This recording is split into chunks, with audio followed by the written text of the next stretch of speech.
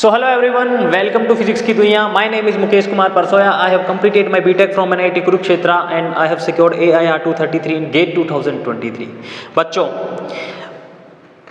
पिछले लेक्चर में हम वेक्टर के जो लॉज थे, आपके ट्राइंगल लॉ थे, है ना, पैरेललोग्राम लॉ थे, है ना, इन चीज़ों को कवर करके आए हैं. आज का जो लेक्चर है वो थोड़ा थ्योरेटिकल होने वाला है ना. जो बच्चे स्कूलिंग वाले हैं, जिनको थ्योरी एग्जाम देनी है, उनके लिए थोड़ा महत्वपूर्ण हो सकता है. तो आज का लेक्चर हम लोग थोड़ा एक तरीके से पीपीटी टाइप जैसे होता है ना, मैं आपको इधर यहाँ स्लाइड दिखा दूंगा, फिर उसको हम एक्सप्लेन करेंगे. बिकॉज जेई और नीट में इनका कुछ इतना काम में आने वाली चीज़ होगी नहीं आज, बट फिर भी टर्म्स हैं जो बच्चों को पता नहीं रहती ना, जिन बच्चों को पता नहीं रहती कि इन टर्म्स का मतलब क्या होता है, वो कहीं भी रह जाते हैं. फिर वो शब्द वहाँ पे उनके लिए आया और वो चीज़ें घूम जाती है, सुने हुए तो होते नहीं है, इस लेक्चर को छोड़ देते हैं, है ना. अपने आप में इम्पोर्टेंट रोल रखता है सिर्फ टर्म्स के लिए कि चीज़ें होती क्या है एक्चुअल में, है ना. आप लोगों को इस साइड में पहले स्लाइड दिखाऊंगा और उसके बाद हम एक एक चीज़ को एक्सप्लेन करेंगे, बिल्कुल अच्छे उदाहरण के साथ एक्सप्लेन करेंगे, है ना. आप लोग जो आप लोगों को स्लाइड में दिखे ऐसे कैसे अपने नोट्स में रखेंगे, छापेंगे, और जो चीज़ यहाँ पे लिखवाई जाएगी उनको थोड़ा स्पेस डाल के वहीं पे एडजस्ट करेंगे, है ना. सो बच्चों, स्टार्ट करते हैं आज का लेक्चर. स्लाइड आप लोगों को सबसे पहले यहाँ पे विजिबल होगी, आप लोग उसको नोट करोगे, है ना, या फिर सिर्फ पहले समझोगे.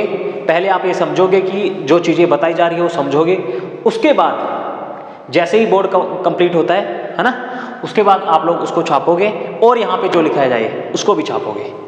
ओके बच्चों, स्टार्ट करते हैं.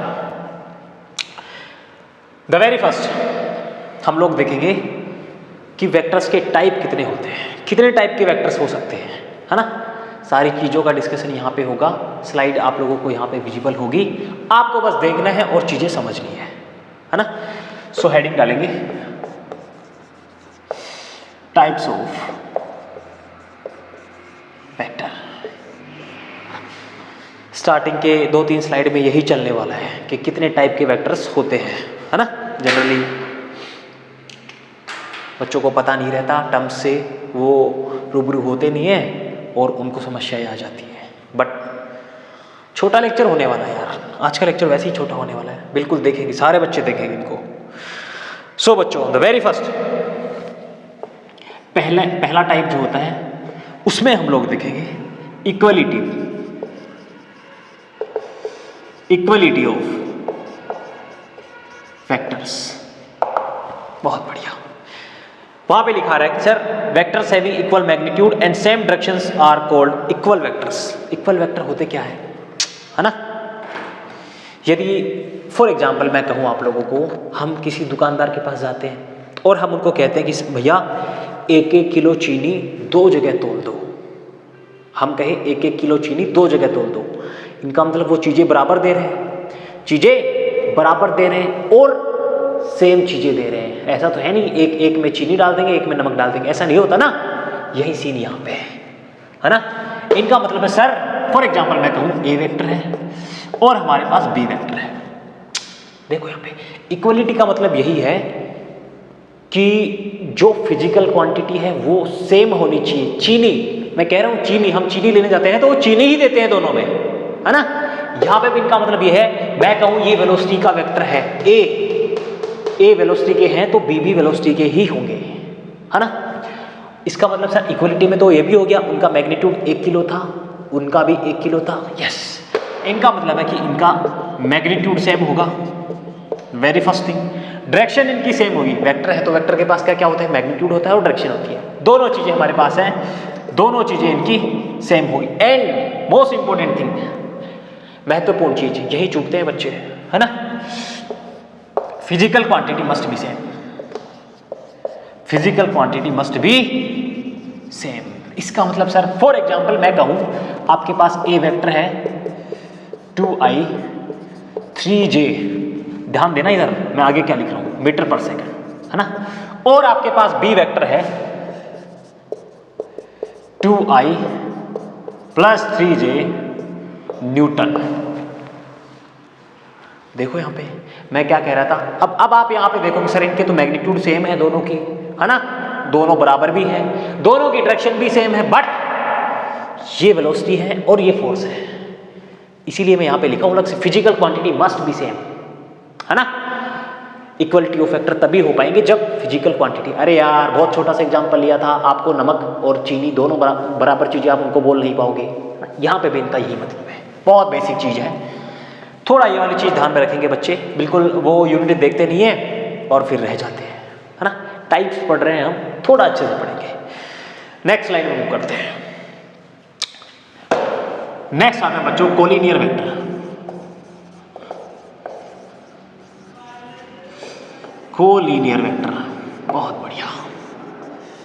इनमें क्या लिखा sir, any two vectors are collinear then one can be expressed in the terms of the other. अरे यार को वेक्टर कोलिनियर का मतलब, ठीक है देखो, जहां पे भी कई जगह आपको CO पहले लगा हुआ आएगा और आगे, है ना, आगे कुछ भी लिखा है, आप एक चीज दिमाग में लाओ, हर बच्चे को पता है, कहीं सुना होगा को ओनर होता ना, कहीं सुना होगा, इस शब्द को जरूर सुना होगा, को ओनर। इनका मतलब ये होता है कि फॉर एग्जाम्पल किसी मकान का कोई को ओनर है ना, उनका मतलब है कि उस व्यक्ति की हिस्सेदारी उस मकान में उतनी ही है जितनी उनके मेन ओनर है ना उनकी है। को ओनर का मतलब है सिमिलर वैल्यू। सिमिलर वैल्यू का मतलब मैं बता रहा हूं, जैसे मकान में सेम हिस्सेदारी है, मतलब दोनों आपस में को ओनर है, एक मान लो ओनर है, उनके साथ में कोई और है, और वो यदि को ओनर है ना तो उस मकान की आधी प्रॉपर्टी उनकी है। को का मतलब, को जहां लगा है, आप ये समझो, आप यही चीज समझो, अपने दिमाग में यही चीज लेके आओ कि सर जहां को लिखा आएगा हम समझेंगे कि सिमिलर चीजें हैं, हम समझेंगे कि सिमिलर चीजें। अब यहां पे फोकस करते हैं, वर्ड से, शब्दों से समझेंगे हम एक एक चीज को, है ना। अब यहां देखेंगे, अब यहां देखेंगे, अब यहां देखिए, देखो सर को तो हमें समझ आ गया, आगे लीनियर। लीनियर का मतलब होता है एक लाइन में होना, लीनियर का मतलब होता है एक लाइन में होना। यस, मैं कहूं ए वेक्टर है, बी वेक्टर है और ये सी वेक्टर है, सभी बच्चे देख पा रहे हैं कि एक ही लाइन में है, एक ही लाइन में, बस बस बस, यही इनका मतलब होता है कोलिनियर का। कोलिनियर का मतलब यही होता है। अब बच्चे यहां से समझेंगे सर एक ही लाइन में है, इसका मतलब इनकी डायरेक्शन सेम है, इसका मतलब इनकी डायरेक्शन सेम है। देखो देखो देखो, सबकी डायरेक्शन सेम, एक ही तो डायरेक्शन में है यार, इसका मतलब सर आप ये कह सकते हो इनकी डायरेक्शन सेम है, इनकी डायरेक्शन सेम है। अब हर बच्चे को पता सर हम कोई भी वेक्टर लिखते हैं तो उसका मतलब ये होता है उनके पास मैग्नीट्यूड होता है, उनके पास डायरेक्शन होती है। अब मैं यहां से ए कैप की वैल्यू निकालना चाहूं, इसका मतलब sir A vector divide by determinant of magnitude of A, clear है। इसी तरीके से मैं बी वेक्टर के लिए लिखना चाहूं तो उनकी डायरेक्शन क्या हो जाएगी, B vector upon magnitude of B, clear हुआ कुछ। अब देखो यहां पे हमने कहा था कि एक ही डायरेक्शन में है, पहले आप शब्दों को तोड़ना सीखो यार, आप शब्दों को तोड़ना सीख गए तो समझ लो आधी फिजिक्स आपकी ग्रिप में है। शब्द यदि आप समझना सीख गए तो आप कहीं भी रिलेशन बना लोगे, कहीं भी इंटरलिंक कर लोगे चीजों को। यहां देखो सर ए कैप की वैल्यू थी हमारे पास ए वेक्टर बटे हुए मैग्नीट्यूड ऑफ ए बराबर बी वेक्टर बटे हुए मैग्नीट्यूड ऑफ बी। ब्यूटीफुल। क्या मैं बच्चों ये लिख पाऊंगा, B vector dot magnitude of A vector बटे magnitude of B vector. Beautiful. हर बच्चे को पता है मैग्नीट्यूड मतलब सर कुछ ना कुछ वैल्यू है, कुछ ना कुछ वैल्यू है। ये वाला भी मैग्नीट्यूड, इसका मतलब कुछ ना कुछ वैल्यू है, कांस्टेंट आएगा ना। मैग्नीट्यूड तो कुछ भी हो सकता है, 10 हो, 15 हो, 20 हो, 25 हो, हमें नहीं मतलब उससे। इनका कुछ अलग आएगा, इनका कुछ अलग आएगा, भले सेम आए, हमें उससे भी मतलब नहीं है। बट क्या कोई बच्चा फील कर पा रहा है, यदि मैं ऊपर वाले की जो मैग्नीट्यूड आएगा उनमें नीचे वाले मैग्नीट्यूड का भाग दूं तो भी मेरे पास कोई नंबर ही आएगा। अरे किसी नंबर में किसी नंबर का भाग देंगे तो कांस्टेंट ही आएगा ना। क्या मैं इसको लिख सकता हूं लैम्डा, इसको मैं लिख सकता हूं लैम्डा, लैम्डा लिख रहा हूं, कोई कांस्टेंट है, कोई कांस्टेंट है, ऐसे कैसा आ गया आगे मैंने लिख दिया बी वेक्टर, जो स्लाइड में आपके पास लिखाया था। These vector can be expressed as vector equals to lambda times of B vector. समझ आया ये चीजें कहां से आई? समझ आया ये चीज कहां से आई? इसका मतलब समझ आया किसी बच्चे को कि जब ए, यार मैग्नीट्यूड है ना, ए का मैग्नीट्यूड मान लो 10 है, मान लो 10 है, बी का मैग्नीट्यूड मान लो 15 है, 10/15 लिखूंगा, फिक्स है 10/15 की वैल्यू जो आती आई है, जो आती आई है वही आएगी और वो कांस्टेंट ही होगी, है ना। किसी नंबर में किसी भी नंबर का हम भाग देते हैं तो कुछ ना कुछ कांस्टेंट वैल्यू ही हमारे पास आती है। बस ये लैम्डा यहाँ पे कांस्टेंट है, लैम्डा यहाँ पे कांस्टेंट है। यही है कोलिनियर वेक्टर आपके, है ना, यही आपके कोलिनियर वेक्टर है। मैंने आपको एक बहुत अच्छा एग्जांपल दिया, जहां आपके को लगा ए किसी शब्द में, आप उसको हटा दो। आगे भी 2-3 आएंगे, आज के में भी, वो भी मैं सिखाऊंगा आपको इसी बेसिस पे कि को ओनर शब्द। आप ध्यान में रखो यार, को ओनर का मतलब क्या होता है। बहुत बच्चों को पता है, सभी को पता होगी। को ओनर का मतलब सर किसी मकान के 2 ओनर हैं, उनकी बराबर हिस्सेदारी है वहां पे। को का मतलब सिमिलरिटीज, सीओ का मतलब सिमिलरिटीज, को का मतलब सिमिलर, लीनियर मतलब लाइन, सिमिलर लाइन, 2 लाइनें सेम हैं, इसका मतलब सिमिलर डायरेक्शन में है ना, एक ही लाइन में है। लो बच्चों, इनको छापेंगे, उसके बाद आगे बढ़ते हैं।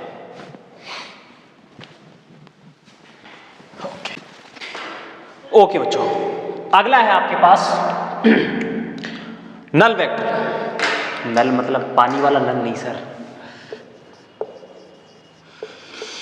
नल वेक्टर, नल मतलब पानी वाला नल नहीं है यहाँ पे। The magnitude of null vector is 0 and its direction is random. आप सोचो कोई ऐसा वेक्टर हो पाया है जिनका मैग्नीट्यूड 0 हो? एक ही वेक्टर हो पाया सर, यदि आप ऐसे लिखो 0i + 0j, सिर्फ इनका ही मैग्नीट्यूड 0 आएगा। आप इनके अलावा कुछ भी लिखो, मैग्नीट्यूड 0 नहीं आ सकता, बिकॉज माइनस में भी कुछ होगा, उनका स्क्वायर करोगे माइनस माइनस प्लस हो जाएंगे, कुछ ना कुछ वैल्यू आएगी। मतलब सर ये तो वेक्टर कुछ होते ही नहीं है। इनका सिंपल सा है, इनका मैग्नीट्यूड 0 होता है और इनकी डायरेक्शन रैंडम होती है। रैंडम मतलब सर हमें नहीं पता, रैंडम मतलब तो रैंडम होती है। आप गैस के मोलिकुलस से मोशन करते हैं, उनको देख पाए हैं? उनकी मोशन रैंडम मोशन होती है। कोई बच्चा नहीं देख पाया, कोई टीचर भी नहीं देख पाया यार, कहाँ से देखेंगे, है ना। रैंडम मोशन होती है, इनकी मोशन भी रैंडम होती है। इतना कोई काम की चीज़ है नहीं नल वेक्टर, कहीं कोई पूछने वाला है नहीं, ना ही कहीं हमारे काम में आएगा, but it's a type of vector, that's why we are taking it here, ना। ओके, नेक्स्ट आपका को इनिशियल वेक्टर। ओके, देखो वापस को आ गया।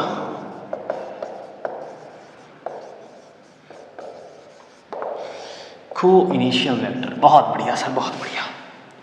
एक बार स्लाइड आपको वहां दिखेगी, एक बार यहां दिखेगी, लास्ट में दोनों हट जाएंगी, आप छापोगे और वापस स्लाइड दिख जाएगी, या फिर स्लाइड लास्ट में भी ऐड कर दूंगा मैं, है ना, वीडियो के एंड में भी आपको मिल जाएगी। ओके, पढ़ देता हूं पहले जो इनमें लिखा हुआ है ना, हम करेंगे तो वही जो हम चाह रहे हैं। देखो यहाँ पे, if 2 or more vectors start from same point then they called co-initial vector. क्या बात है सर, मैं अभी आप लोगों को समझा के आया हूं। जहां आपको को दिखे मतलब सर सेम है, सेम, मैं कहूं ये पॉइंट सेम है, ये पॉइंट है मेरे पास। को इनिशियल का मतलब होता है जहां से चीजों की शुरुआत होती है। कोई वेक्टर आप खींचोगे, सबसे पहले आप क्या करोगे, उसको खींचोगे, शुरुआत इनकी कहां से हुई भाई लोग, यहां से हुई। अरे शुरुआत कहां से हुई यार, यहां से हुई। कुछ वेक्टर का मैग्नीट्यूड है, आप वेक्टर को खींचना चाह रहे हो, रिप्रेजेंट कर रहे हो, शुरुआत कहां से हुई, यहां से शुरुआत हुई ना। ओके, यही चीजें हैं। को का मतलब होता है सिमिलर, इनिशियल का मतलब इनिशिएशन, मतलब जहां से उनकी शुरुआत हुई है। वेक्टर सर जो वेक्टर्स जिनका इनिशियल पॉइंट सेम होता है वो को इनिशियल वेक्टर कहलाते हैं। फॉर एग्जाम्पल मैं कहूं ये आपके पास ए वेक्टर थे, है ना, ये आपके पास बी वेक्टर है, ये आपके पास सी वेक्टर है, या फिर जितने मर्जी ले लो यार, डी वेक्टर ले लो, ई वेक्टर ले लो, जो मर्जी चाहो वो ले लो आप, कोई दिक्कत वाली बात नहीं है। अरे सर सबका शुरुआत वाला पॉइंट तो सेम ही है ना। जो वेक्टर एक पॉइंट से, सेम इनिशियल पॉइंट से स्टार्ट होते हैं, वो को इनिशियल वेक्टर्स होते हैं। शब्दों को तोड़ा, कुछ नहीं किया। को का मतलब होता है, सभी को बताया था मैंने, सिमिलर, सेम वैल्यू। इनिशियल का मतलब होता है शुरुआत, वेक्टर मतलब वेक्टर जिन वेक्टर की शुरुआत सिमिलर पॉइंट से होती है ना, एक पॉइंट से, तो वो को इनिशियल वेक्टर होते हैं। इनको छापेंगे, आगे बढ़ते हैं।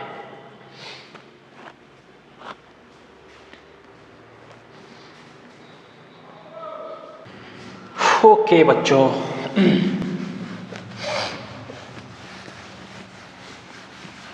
बहुत बेसिक है आज का लेक्चर, बहुत बेसिक है ना, बट फिर भी जो टर्म्स यहाँ पे आ रही हैं उनका मतलब आपको पता होना बहुत जरूरी है ना।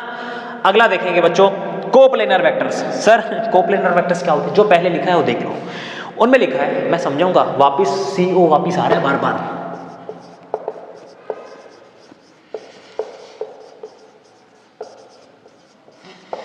कई बच्चों को कंफ्यूजन रहता है, प्लेन क्या होते हैं सर? यहां क्लियर होगा, डोंट वरी, यहां क्लियर होगा। Okay, 3 or more vectors are called coplanar vectors if they lie in the same plane or are parallel to the same plane। ये भी बहुत महत्वपूर्ण चीज है। 2 से ज्यादा जब वेक्टर है, 2 वेक्टर से ज्यादा है, तो वो पैरेलल प्लेन में भी चल जाएंगे, उनको भी हम कोप्लेनर ही बोलेंगे, ठीक है। 2 free vectors are always coplanar। अरे यार, बहुत सीधी सी बात है बच्चों। यहां देखो, को का मतलब मैं पहले भी बता के आ चुका, सिमिलर। को का मतलब सिमिलर, प्लेनर मतलब प्लेन। प्लेन पता आप लोगों को क्या होता है? फॉर मैं कहूं, ये बोर्ड, ये एक प्लेन है, आप जिस कॉपी पे लिख रहे हो उस कॉपी का वो पन्ना एक प्लेन है, उसके आगे वाला पन्ना दूसरा प्लेन है। अरे यार, प्लेन की फीलिंग लाओ यार। प्लेन क्या होता है? प्लेन क्या होता है? मैं कहूं, है ना, डस्टर है ये। यदि मैं इसके टुकड़े टुकड़े टुकड़े टुकड़े टुकड़े बहुत सारे टुकड़े कर दूं, इतने पास पास रख दूं उनको, हर टुकड़ा अपने आप में एक प्लेन है, हर टुकड़ा अपने आप में प्लेन है। दीवार की ये तरफ देख रहे हो आप, ये प्लेन है, ये प्लेन है, प्लेन है, प्लेन है, प्लेन, सब अपने आप में एक प्लेन है जिसके ऊपर चीजें।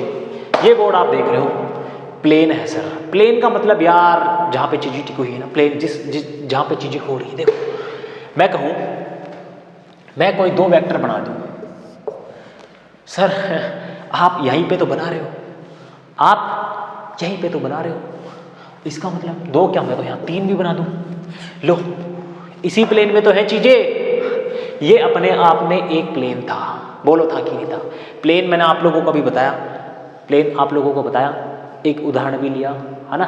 प्लेन क्या होता है? जो कॉपी का पन्ना, आपके जो कॉपी का पन्ना जिस पे आप लिख रहे हो, अपने आप में एक प्लेन है। अगले वाला कॉपी का पन्ना जो अब आप उथल करके लिखोगे ना जिन पे, वो अपने आप में दूसरा प्लेन है ना। इस तरीके से आप देखोगे अपनी कॉपी में कितने सारे प्लेन हैं, बहुत सारे प्लेन हैं, बहुत सारे प्लेन हैं। देखो, या तीनों आपको एक ही प्लेन में नजर आ रहे हैं? कोप्लेनर है सर, कोप्लेनर है, कोप्लेनर, कोई दिक्कत वाली बात नहीं है। रियलिटी में देखोगे, मान लो ये एक प्लेन है और ये कांच का है, मान लो ऐसा, इन पे 2 वेक्टर है। यही तो लिखा था सबसे पहले कि जब 2, 3 या 3 से ज्यादा वेक्टर्स होते हैं तो वो जब पैरेलल प्लेन में हो, पैरेलल का मतलब है ये प्लेन है और इसके जस्ट पैरेलल, समांतर एक प्लेन यहां पे है, हो सकता है 2 यहां पे हो, तीसरा यहां पे हो, तो भी वो कोप्लेनर ही होंगे।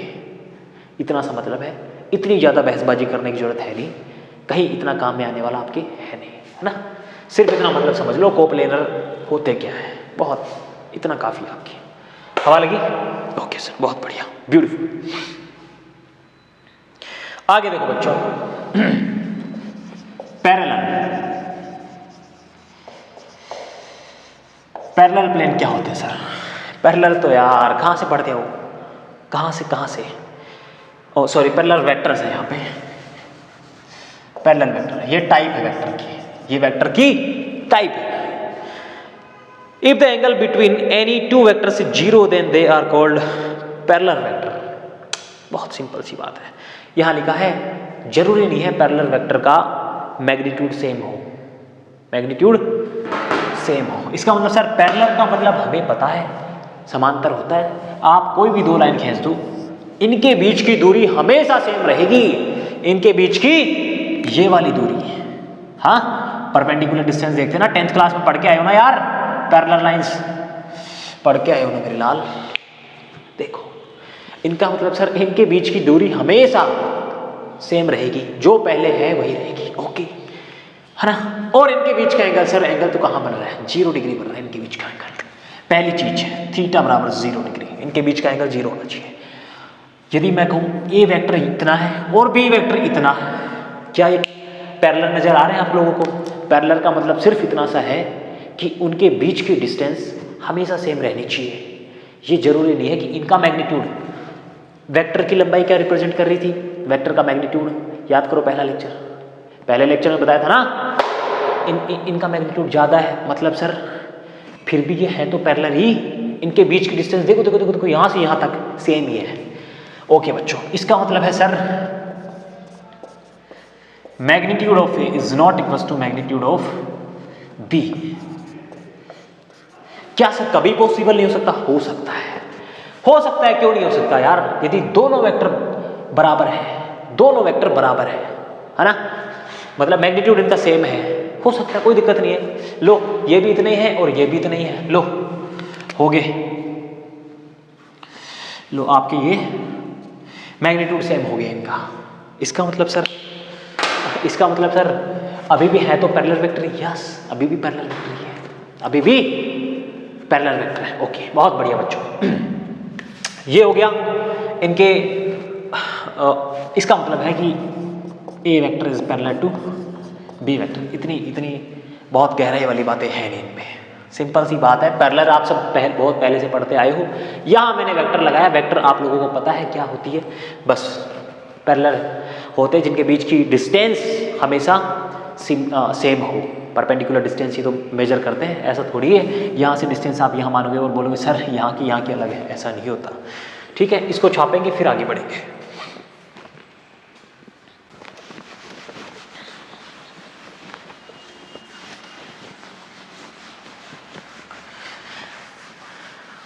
फिर कह रहा हूँ आज का लेक्चर थ्योरेटिकल है, बट इनकी टर्म्स जो लिखे हुए हैं वो आप लोगों को पता होना बहुत जरूरी है यार, बहुत जरूरी है। अगला है बच्चों एंटी पैरेलल, हर बच्चे को पता है एंटी पैरेलल वेक्टर। देखो वहां पे क्या लिखा है, these vectors having different magnitude and opposite in directions. These vectors having different magnitude का same and opposite in directions. इसका मतलब सर ये वेक्टर ऐसे थे और ये वेक्टर ऐसे हैं। इसका देखो सबसे पहले लिखा है इनका मैग्नीट्यूड सेम नहीं होता, A vector is not equal to B vector. यदि ये ए वेक्टर थे और ये बी वेक्टर थे तब की बातें हो रही है ना। एंड अपोजिट इन डायरेक्शन, लो बच्चों अपोजिट हो गए। अरे सबने सुना है ना एंटी शब्द, एंटी मतलब जस्ट अपोजिट होता है, एंटी का मतलब जस्ट अपोजिट होता है। दो फ्रेंड आपस में एंटी हो जाते हैं, बहुत पहले बच्चे जब होते थे तब करते थे। इसका मतलब वो उधर जाएगा तो इधर ही जाएगा, ऐसा ही होता था ना, आपस में बातचीत नहीं होती थी, ऐसा कुछ। वो शब्द ही यहाँ पे काम में आ रहा है। देखो एंटी पैरेलल वेक्टर, पैरेलल तो पहले जो हो रहे थे वही थे, एंटी का मतलब हो गया जस्ट उनकी डायरेक्शन उल्टी हो गई, बस और कुछ नहीं किया हमने, और कुछ नहीं किया। इसको भूल जाओ एक बार। पैरेलल वेक्टर जो पढ़ के आए थे सर, इनके बीच की डिस्टेंस सेम थी, पैरेलल थे। अब इनके बीच एंटी लगा दी, बस इनकी डायरेक्शन उल्टी होगी और कुछ नहीं हुआ, है ना। ओके बच्चों, नेक्स्ट आपका negative vector. These vectors are same in magnitude but opposite in direction.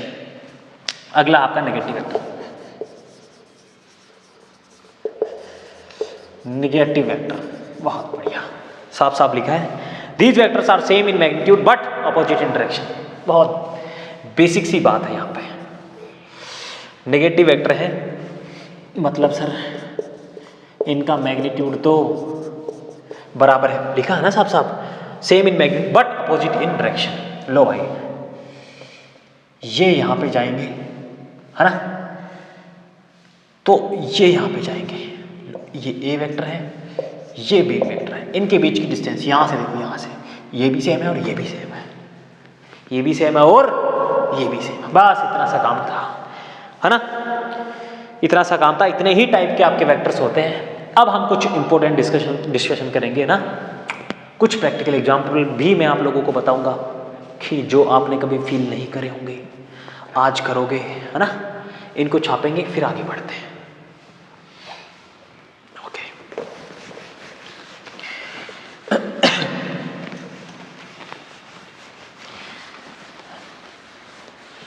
Okay बच्चों, अब देखेंगे हम सम इंपॉर्टेंट पॉइंट्स। ये भी स्लाइड के ही कुछ पार्ट है ना। सम इंपॉर्टेंट पॉइंट्स, पहला है, ध्यान से देखेंगे, स्लाइड आपको वहीं विजिबल होगी और सारी चीजें मैं यहीं पे एक्सप्लेन करवाऊंगा। देखो यहाँ पे, if the frame of reference is translated और rotated the vector does not change through its components में चेंज। देखो क्या लिखा हुआ है ना। यदि फ्रेम ऑफ रेफरेंस मतलब मानो जहां हम खड़े हैं, मान लो जहां हम खड़े हैं, है ना, ऐसे लेते हैं, ये मान लो x थे और ये y थे। ओके सर, पहले कोई वेक्टर थे यहां पे थे, है ना,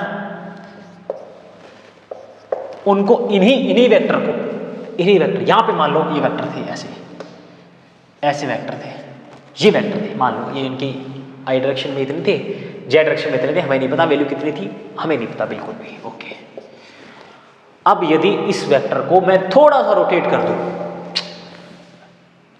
फ्रेम ऑफ रेफरेंस को ही रोटेट कर दूं, इसका मतलब सर आप x पहले यहां पे थे और y पहले यहां पे थे, आप इसको उठा के ऐसे करना चाह रहे हो या यही करना चाह रहा हूं। यहां देखो, यदि मैं कहूं कि अब हमारे पास x यहां आगे और हमारे पास y यहां आगे, हर बच्चा फील कर पाएगा कि ये वेक्टर यहां पे आ जाएगा, कोई दिक्कत वाली बात नहीं। कोई दिक्कत वाली बात हुई क्या? अरे वेक्टर का जितना मैग्नीट्यूड पहले था उतना ही अब है।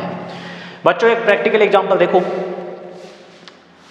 धरती माता है, सूर्य के चक्कर लगाती है, सूर्य के चक्कर लगाती है और अपनी एक्सिस पे भी रोटेट होती है। क्या कभी आप लोगों ने फील किया कि आप यहां से यहां आ गए? कभी फील किया?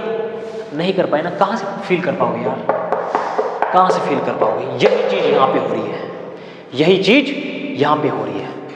आप कभी फील नहीं कर पाए होंगे कि आप घूम गए, आप तो ऐसे आप हमें ऐसा लगता है सूरज यहाँ था घूम के इधर चला गया, बट एक्चुअली में वो तो वहीं पे है, घूम तो हम रहे हैं, है ना, घूम तो हम रहे हैं, बट किसी को एहसास नहीं हुआ, नहीं होता।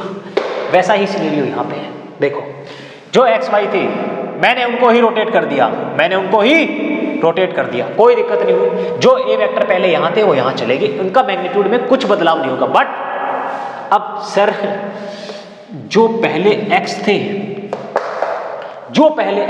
यहां देखो, यहां इनका पहले एंगल था अल्फा, इस एक्सिस के साथ पहले जब थे, और अब इसी एक्सिस के साथ मान लो मैं कहूं थीटा, चेंज हुआ कि नहीं हुआ?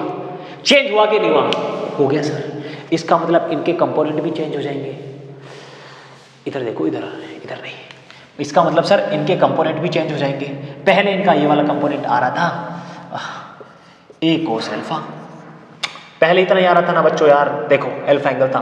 अब कितना आएगा सर? अब आएगा इनका ए कोस थीटा। लो बदल गई, मैग्नीट्यूड सेम था, अभी भी सेम है, पहले भी सेम था, थीटा की वैल्यू बदल गई। बस इतना ही कहना चाह रहे हैं वो कि इनका मैग्नीट्यूड सेम रहता है, बट जो इनके कंपोनेंट्स हैं वो बदल जाते हैं, और कुछ नहीं होता, है ना। ये था इनका पहला पॉइंट। अब हम मूव करते हैं अगले पॉइंट में।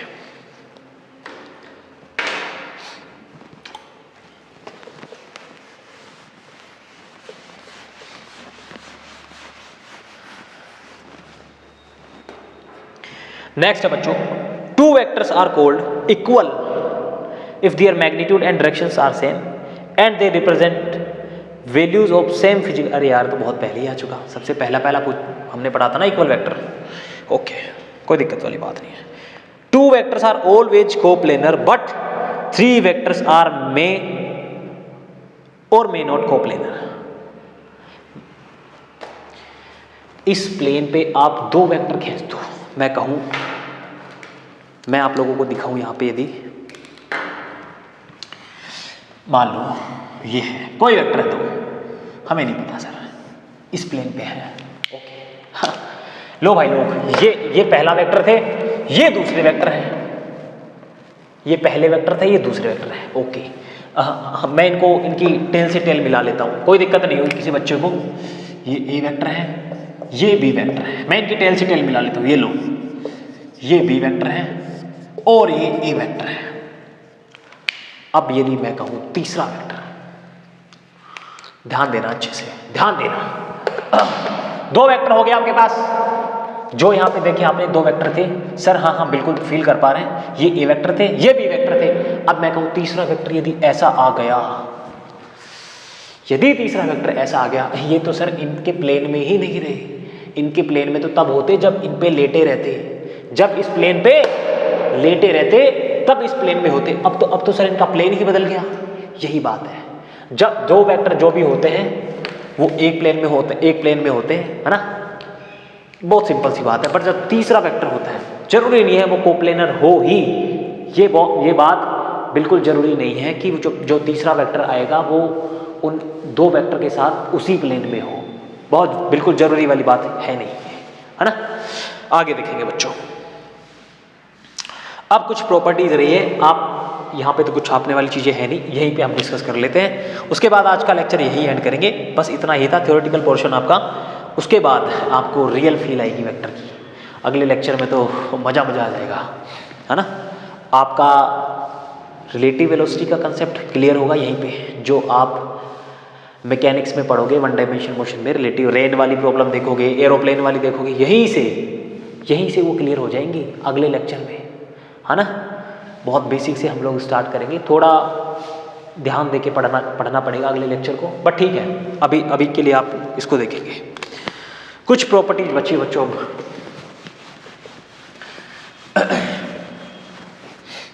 Properties of vector quantity.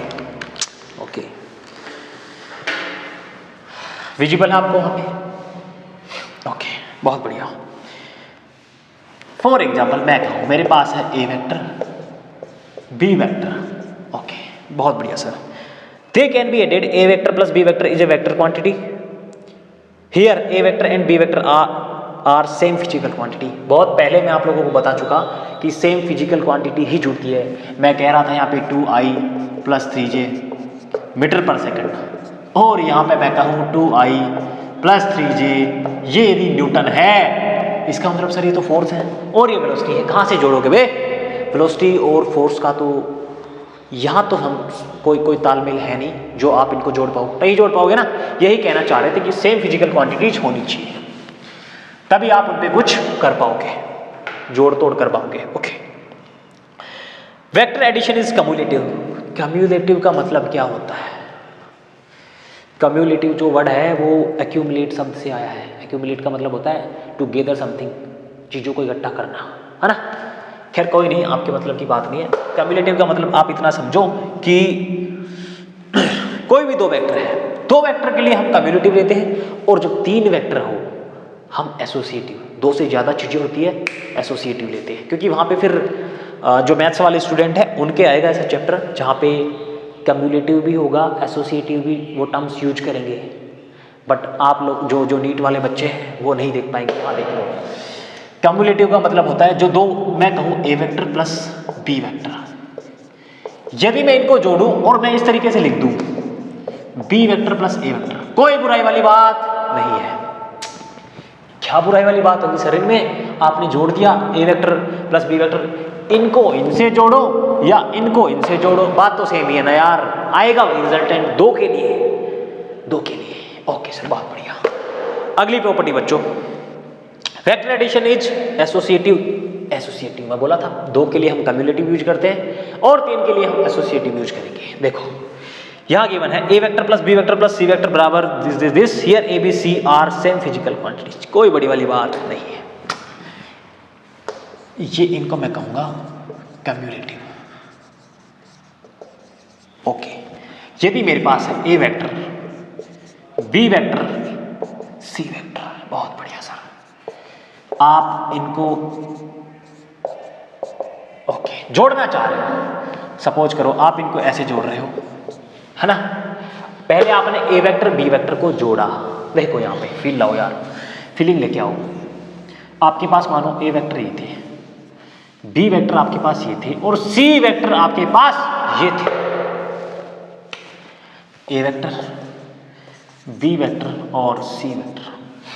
आपने यदि ए वेक्टर और बी वेक्टर को जोड़ा, इनका रिजल्टेंट आप हर बच्चे को पता है, रिजल्टेंट जो होगा इन दोनों के बीच में ही कहीं आएगा, इन दोनों के बीच में ही कहीं आएगा सर। बहुत बढ़िया सर, बहुत बढ़िया।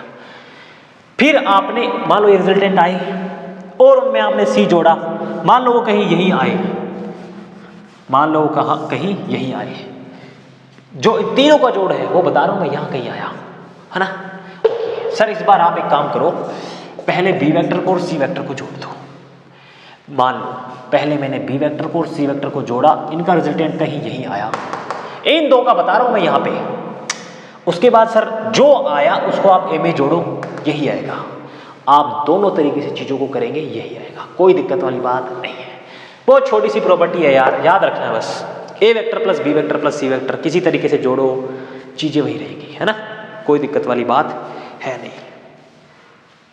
ओके, नेक्स्ट प्रॉपर्टी है भाई लोग, they can be multiplied by a scalar lambda B, here lambda is a scalar quantity and B vector is a vector quantity. ओ लो, बहुत सिंपल सी बात है, मैं आप लोगों को वहां पे बताया था कि ए वेक्टर का magnitude divide by B vector का मैग्नीट्यूड आया था, वो एक लैम्डा था, कांस्टेंट था। आप किसी वेक्टर को, मैं कहूं आपके पास कोई वेक्टर है 4j, ओके सर बहुत बढ़िया। मैं कहूं आप 3a वेक्टर निकाल दो भाई लोग, आप 3a वेक्टर निकाल दो। यहां पे 3 क्या है, वही लैम्डा है, ये 3 वही लैम्डा है। क्या करोगे आप, सबको 3 से गुना कर दोगे। नहीं करते आए हो यार। लो बच्चों, ये आपके 3a आएंगे आगे। इसका मतलब एक्चुअल मीनिंग क्या है, इसका एक्चुअल मीनिंग जानना चाहोगे? हाँ देखो,